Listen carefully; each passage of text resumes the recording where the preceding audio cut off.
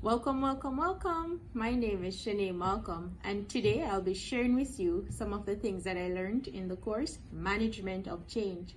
Let us get into it, shall we? Okay, let us begin.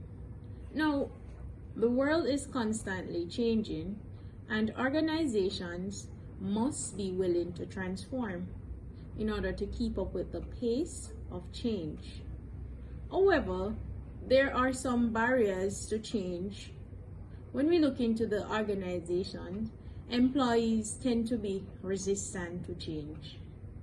So today we'll be looking at 5 reasons why employees resist change. Let us look at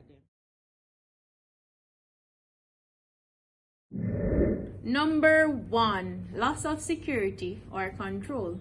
When a new system is introduced to an employee, they'll become uncomfortable because we know change makes some persons uncomfortable, or change make everyone uncomfortable. So if a new system is introduced to an employee that they're not used to, it's not in their day-to-day routine, it will make them uncomfortable and not open to change, hence resisting change. In order to combat this, managers should sensitize employees to ensure that they would understand the new system, so they can train them for them to build that confidence that they will have control. And now we move on to number 2, shock of the unknown. If you bring about change instantaneously, it is likely to fail. You must let employees know when you're about to implement change.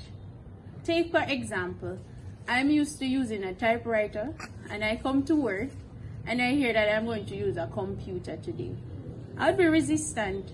Point 3, poor timing. You cannot introduce many changes to employee all at once. They will become overwhelmed. Changes must be the solution and not the challenge. And as we trickle down, we now move on to point 4, lack of incentive. If employees do not see how the change will benefit them, they'll not be motivated to adapt to the change. Yippee! And we cannot trickle any further because now we're on to our final point. Point number 5, former change experience. Now, our attitude towards change is based on our past experience with change. If employees had a bad experience with change in the past, they'll be less likely to adapt to new changes. So see guys, those are 5 reasons why employees resist change. Now to top it off, to effectively apply change within an organization, it begins with top management. Leadership plays an integral role.